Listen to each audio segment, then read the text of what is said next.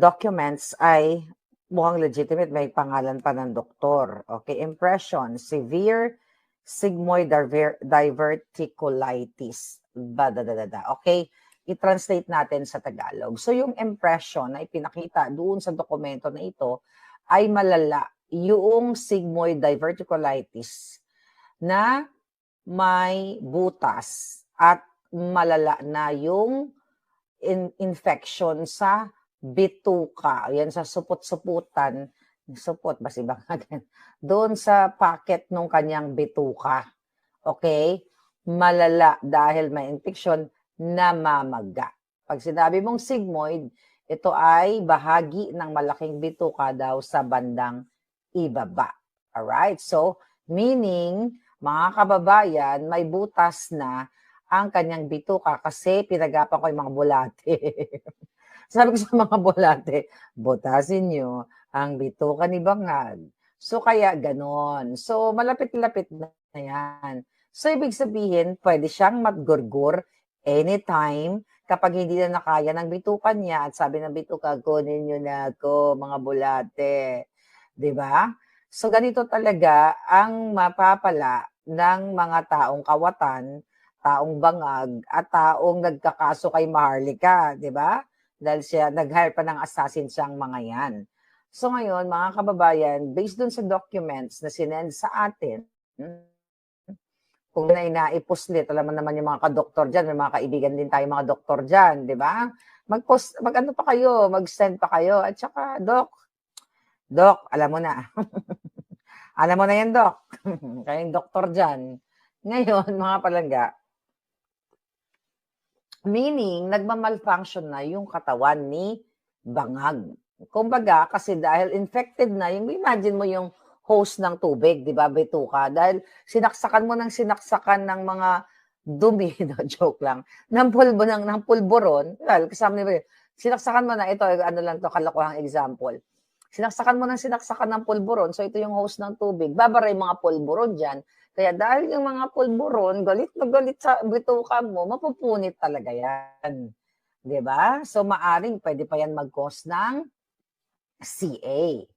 Ngayon, according to that report, medical report, mga kababayan, true na wala ng left kidney itong si Bangag dahil, di ba, may balita na dinonate daw niya sa tatay niya nung siya ay kabataan pa.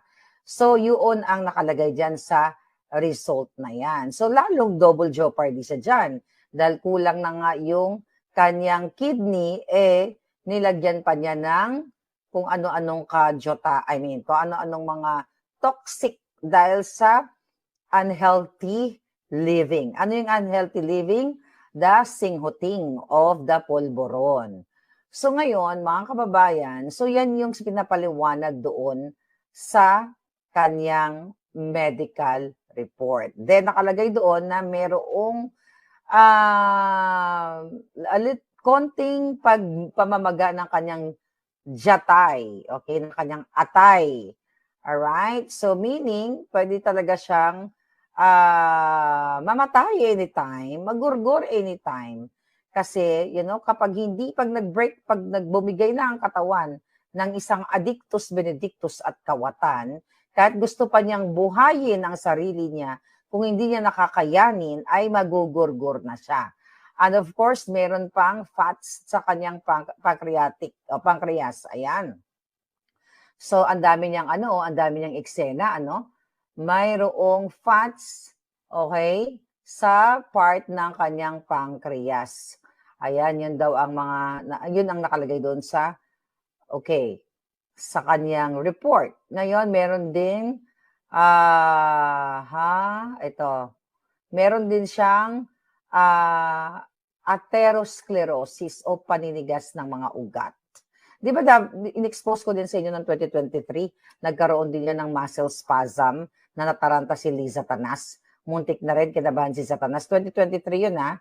Alright? So ngayon, meron din, sabi dito sa report, ay, yun na nga, merong lahat apektado, liver, pancreas, heart, boto. Nakalagay bototitis, hindi, dinagdag ko lang yan. Alright. So ngayon, mga palangga, meron din siyang problem, okay? Ang dami niyang problem, di ba? Sa kanyang health. So siguro baka magurgur na yan. Okay, here's the thing. Alam naman natin sa itsura ni Bangag, di ba? Ba't kanina taba ako dun sa video ko, ngayon parang normal ako ngayon. Hindi kasi magandang lighting effect doon. But ganun pa man, mga kababayan, ito yung dapat nating intindihin. Kanina dun sa report, no show si Bangag dun sa awarding ceremony, Chuchu. Dapat nagbibigay doon siya ng award. Ang nagbigay ng award, itong kanyang cabinet secretary na mukhang nakasinghot din, okay? Na, mukhang nakasinghot din si Ralph Recto. Okay? So yun ang nagbigay ng award. Tapos sinasabi niya na parang nagagalit sila syempre sa atin dahil nagsispekulate daw tayo o yun na normal lang din naman daw na magkakasakit ang isang tao, ganyan, chuchu-chuchu. So parang wag daw tayong magnakak dito, wag tayong magsalita against the President Bangag, di ba? So yung mga ganon. Hindi nyo kami mapipigilan. It's the same thing na gusto kong pigilan ni Suso Bells. Okay, pero mamaya na si Suso Bells. Alright, so ngayon, mga palangga, mamamatay, magugurgur na ba si Bangag? Well, sabi ko nga, yung mga bulate, pinadala ko na. Para maisakatuparan yan, kailangan yung dagdagan ng orasyon. Iguzum. Dapat may mga ganun tayong ritual. Right? So, ganun pa man, here's the thing. Dahil wala siya, no show siya. Okay? No show. Meaning, hindi niya kayang tumayo o mahina ang katawan niya. Kasi syempre, di ba? Or pwede rin tamad-tamaran siya. Pero kung yung document na inirelease ay totoo, di ba? Talagang yan ay original coming from St. Luke's. Based kasi legitimate yung yung mga medical terms. Alright? So, mga palangga, baka magorgor na siya kasi aside from that singhot, meron pa siyang bototitis, di ba? Nagpapabottom siya based dyan sa expose ni Dean. So, ano ngayon ang mangyayari kapag nagorgor si Bangag? Etong asahan ninyo. Pwedeng isekreto nila yan, di ba? Ang gagawin nila, ito yung mga possible. Makinig kayo sa lola ninyo, okay? Dahil misvindicated ako. Sabi ni Bibit, iguzum, lubot di Bangag, masumsum. Ayan, ganyan yung what do you call it, yung ating ritual. So, ito kasi yung mangyayari dyan. Ilang araw na ngayon? 2 araw na ba siya lumabas? 3, 4. Pag 7 araw na, baka patay na yan. Tinatago lang nila. Then, kapag yung mga buwaka ng Genemes na yan, alam nilang mamamatay na si Bangag, maghahanda na sila kung paano nila i-transport ang pagnanakaw nila o paano sila tatakas sa bayan. Pero ito yung delikado. Makinig kayo. Sa lahat ng nagmamahal kay VP Sara. Sinday ngayon nasa dahig palbaday, mag-ingat ka dyan, Day. Okay? Pwede siyang gurgurin. Okay? Pwedeng gurgurin si Inday. Kunyari, nagurgur si Bangag dahil hindi na kinaya ng bituka niya. Not only bituka, but the whole system. Diba? Isisikreto mo na nila yan. Pwede nilang i-bribe ang doktor. Diba? Delaying tactics, delaying the game.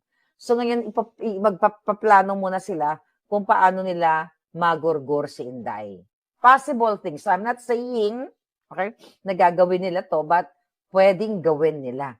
Kasi, kung mamamatay na si Bangag, siyempre, si Inday sa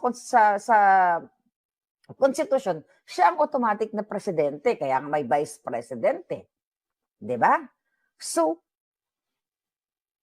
bantayan natin si Inday Sara at ito yung kinatatakutan ko. Okay, na kayang gawin ni Marcos Jr. Kung ako nga ipapagurgur nila, gumasto sila, ipapagurgur ako, si Dean Chase ipapagurgur, hindi naman ako nasa line of succession na ako papalit sa kanya, right? Kung ako nga pinagurgur, how much more itong si Inday Sara. So yun yung bantayan talaga ng bongga-bongga sila. Kasi pwede nilang i-delay yan, alam niyo kung bakit, mga palangga. Okay, kung bakit dapat bantayan si Inday Sara. Balik tayo doon. Kunyari, nagorgor na si Bangag dahil, yung mga bulati, inaratay na siya. I-delay nila. Gugurgurin nila sila. Kasi, kung maging magmatagumpay sila, and for sure, and hope not, kaya ipagdasal natin si Inday Sara, ang next in line, after, wala na si Bangag, kunyari, sabi ko nga, let's pray for Inday Sara, ang next niyan ay ang Senate President, ang magiging acting President. Alright? Then, tatapusin niya hanggang 2028 as acting President. Pero, hindi pwede hindi pwede mag-appoint ang acting President from, let's say, kunyari si Tito Soto, ng Vice President kasi hindi naman siya, wala naman nakalagay sa Constitution niya na pwede siya mag-appoint. So, mabivacant yung Vice Presidente. Diba? I'm just giving you a picture na pwedeng mangyari ito. Kaya nakakatakot din, okay? Pag namatay si Bangag, kaya talagang dapat kung todo si Inday, dapat hindi na palakad-lakad din sa daig. Kasi si Inday, cool na cool lang siya kasi siguro, feeling safe siya doon sa daig. Mga kababayan, konting orasyon pa para kay Bangag. Alright? Uwi na si Inday? O, uwi na nga. So ngayon, ito ang mga eksena sa Banga. Okay, ang mga eksena sa Banga, dahil mga palangginging, okay, alright, dahil tayo ay maingay, lalo yung nga bells ni Maharlika, ang tissue, kasi ng Jilongski ko, para may allergy ako. Okay. Alright. Ngayon, mga palangga, ngayon, dahil dyan sa mga lumalabas na mga text messages, private messages, na ito nga si Bangag ay malubha ang kanyang karamdaman, okay? Ang sinasabi ni Taratara, huwag daw paniwalaan ang mga hindi beripikadong, pahayag tungkol sa kalusugan ni Bangag. Ang sabi ng Malacanang, ni Taratara, Clarissa Taratara, kung unknown number yan, yung mga text messages, okay, kung unknown number yan, di unknown din ang source. So kung unknown ang source niyan, so malamang gumagawa ng kwento yan. So wag nating paniwalaan ang mga kumakalat sa social media nang hindi verified ang ibang source. Kita niyo kung paano nagsusuntukan yung kanilang mga statement. Bakit ko sinasabi na nagsusuntukan? Alright? Umamin na, okay? Umamin na si Ralph Recto na may sakit si Bangag. At normal lang daw na, ang isang tao ay may sakit. Kaya hindi siya naka-attend doon sa awarding ceremony chucho na yon. Pero ito si Clarissa Taratara, talagang pinanindigan pa rin niya ang kasinungalingan ng jutang jininang babaeng ito, nagmumukha ng clown, nagmumukha ng si Chucky, si Chakadal. Alright? Sabi ni Castro, sinabi po ng Pangulo hindi po life-threatening na nakaramdam po siya ng kaunting sakit at iyan naman po ay tinutugunan ng kanyang doktor. Konting sakit? Konti lang pala eh. Sakit ng kanyang pain? From 0 to 10. Diba? Konti. Ibig sabihin konti, pwede mong inuman lang yan ng ibuprofen. Diba? Kung konti lang, pero bakit wala? No show. Dahil nga, baka maging mag-effect na ang aking orasyon. Okay, sabi pa ni Castro, sinabi po, ito, at ngayon po nakikita natin siya sa iba't ibang activities katulad ng oath-taking, sa harapan po mismo ni General Nartatis, makikita at naka-attend na po siya ng EDC, ganyan-ganyan. Diba?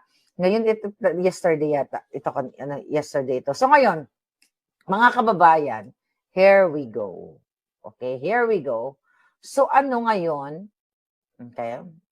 Alright. Ano ngayon ang mga aabangan ninyo, ang mga susunod na kabanata? Dahil anytime, may na ba yung audio ko? Okay, can you hear me? Can you hear me good? Tignan natin. Bakit bigtigan nga yung audio ni Palanggang nagmamaganda? Alright. Saan ba ako nag-vlog? Sa Maharlikan? Hindi pala na-share to. Share ko nga. May liwanag naman ako Maliwanag pa sa sikat ng araw. Ay, maliwanag pa sa audio. Okay. Malakas na yung audio ko. Okay. Now what? Mga kababayan. Ano na ang mangyayari ngayon? Loud and clear. Thank you.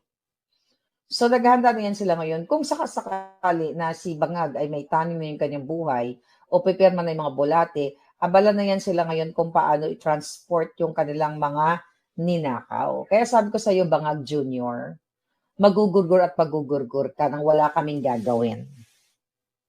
Wala kaming gagawin. Manonood lang kami kung paano malagutan ka ng genie nga. Dahil demonyo ka. Okay? Maliban pa sa baboy ka, kidnapper kayo ng asawa mo at buong kasabwat ninyo. Sa AFP, sa DOJ, lahat. Okay? Kawatan. Name it, alam nyo na yan. So, yun mga kababayan. So, ito yung mangyayari. But I'm looking forward na talagang hindi na magtagal to si Bangag. At sana bago yung confirmation of charges kay Pangulong Duterte, alam nyo yun, di ba? Sa February 23, wala na si Bangag sa mundong ito kasi deserve niya yon, right? Bangag, you deserve it. Nakita mo, ang daming nagdadasal na mawala ka sa mundong ibabaw. Di ba? Mawala ka sa mundong ibabaw dahil sa ginagawa mo. Mga palangga, alam nyo naman na kung gaano katalamak ang pagnanakaw sa kaban ng bayan. Yung flood control na yan, yung budget insertion na yan. Lahat, nakakasawa na nga lang yan, ulit-ulitin natin, di ba? Kasi alam nyo na yun. Eto na yung mga singil. At Liza Marcos, okay, Addictus Benedictus, magbabayad ka. Ipapasuka ng next administration ang lahat ng ninakaw mong hayop ka, na kidnapper ka. Lahat kayong mga kasabwat. Okay? 2022 pa ako nag-orasyon from August. Okay? 3:00 ng madaling araw nag-orasyon ako, kaya lagi ako napupuyat. Kasi gusto ko mawala na ang lahat ng mga adik, lalo na ang presidenteng Bangag dyan sa gobyerno. Now, okay? Ano tawag dito? Now, ano ang magiging nito? Kakalabasan natin. So definitely, lahat ng inappoint ni Bangag, talsik lahat yan. Magbabayad din si Remulla, baka sumabay na rin, pumirma na rin ang Bolati, si Boying Remulla. Hindi rin nagpapakita yun, baka patay na nga rin yun Baka gurgur na rin yun Diba? Ilang araw na hindi nagpapakita si Remulla. Inarate, baka mamaya, breaking news, Bonjing Remulla, gurgur ng mga bulating pinadala ni Marlica. Imagine mo gano'n ang headline. Bulating pinadala ni Marlica, tumapos sa buhay ni Bonjing. Di ba? Okay? Ngayon, mga palangga, here we go. Balik tayo. Okay? Confirmation of charges ni PRRD sa Feb 23. Ngayon, mga kababayan, malungkot, okay, sa part ni PRRD. Si Inday Sara nagsalita. Okay, nabasa ko dyan sa SMNI na ang sinasabi ni Inday Sara na ang ICC ay biased political court, hindi court of justice. At ito ay wala na tayong maasahan kasi dapat ibigay na lang natin ng moral support si PRRD kasi intention talaga ng ICC ay what? Ipakulong ang Pangulong Duterte. Alam niyo naman kung sino nagpakulong kay PRRD, si Liza, si Bangag, si Torre, lahat sila magkakasabwat. Expose ko rin yan sa inyo. 2023, the reason why patong-patong ang kinaso sa akin dyan sa Pilipinas at sa Amerika na patuloy kong nilalabanan with my alindog. Sa kabila ng panggigipit, dapat ang alindog ang importante. Right? So now, mga kababayan, ang pinaka sa akin, tumatak, okay, doon sa statement ni Inday Sara, tama ba ko? I-correct nyo kung mali ako. Alright? I don't know kung sino nagtanong, nabasa ko lang na parang about kung papalitan ba ang mga abogado, yung defense team ni Pangulong Duterte. Kasi 'di ba, alam niyo naman 'yan. Ako sa umpisa pa lang kami ni Spokes Harry Roque, like ako personally, 'di ba, aside from Harry Roque, na wala akong tiwala kay Kaufman kasi nga mangga yan at inamin niya nung una, hindi pa niya inamin na siya ay may naging kliyente niya ang mga Marcos. Nagets mo? And I'm so happy na sinasabi ni Inday, tatanungin daw niya tomorrow, that's gonna be tomorrow, no? Na si Pangulong Duterte about it. I-correct me if I'm wrong, kasi galing kanina ako sa in-scan ko lang yung balita. Okay. Alam nyo, ito kasi yung take ko. Dapat talaga, hindi foreigner ang abogado ni PRRD. Honest lang kung sobrang galing. Di ba? Pinagtatanggulan ng mga gelpots, ng mga yawa, si Kaufman noon, di ba? Pwede tayo mag-opinion. Di ba? Sabi ko naman sa inyo, yun, hindi naman tayo pwedeng pigilan, hindi porket kinuha niya ni Inday Sara ng family nila, hindi na tayo pwedeng mag-opinion kung may nakikita tayo. Mas maganda yung may maraming nakakakita, di ba? So, pinaasa tayo ni Kaufman. Nung una, hindi ka agad nag-file, di ba? Ilang days ba siya? Like halos isang buwan bago siya nag-file ng interim release na magpa-file naman pala. Ang dami eh. Then, ito, binabalik lang natin yung timeline. Diba? Then si Amy Mangga nagbida-bidahan, nagpakalat ng kasinungalingan na siya ang bringer of hope and change, bringer of hope for PRRD para makalaya. Then there's another Alpots group, na mga signature campaign, nambubudol, papalayain si PRRD, da. And now, I'm so happy to hear from Inday Sara na mayroon siyang angle na tinitignan na possible na pwedeng mapalitan ang defense team. Alam niyo kung bakit? Kaya ako kasi may hinaharap akong kaso. Kaya kaya ako, hindi, ina-apply ko sa nararanasan ko. Okay. Recently, mga kababayan, sa headline, babasahin ko, ICC names 2 Filipino lawyers to represent PRRD. Ang nakalagay, Duterte drug war victims. So, mga Pilipino na abogado. Sabi dito, a pre-trial chamber of the International Criminal Court has endorsed 2 Filipino lawyers to represent at least 29 drug war victims in the pre-trial stage, including hearings for the confirmation of crimes against humanity, charges against former President Rodrigo Roa Duterte. The pre-trial chamber won in a decision on January 26, directed the ICC's administrative unit to designate human rights lawyers Joel Butuyan and Gilbert Andres to the common legal representatives. Okay, here. Ito tatapusin ang balita. Bakit para sa akin mahalaga na ang abogado ni Pangulong Duterte ay Pilipino, okay, na authorized, okay, or isa sa mga ICC lawyers na pwedeng mag-represent. Yun just minus na lang, okay, kung whatever reason, kung hindi si Spokes Harry Roque, ibang lawyers na pwedeng mag-communicate kay PRRD at maiintindihan nila yung language kasi parehong Pilipino. But of course, kung ako ang may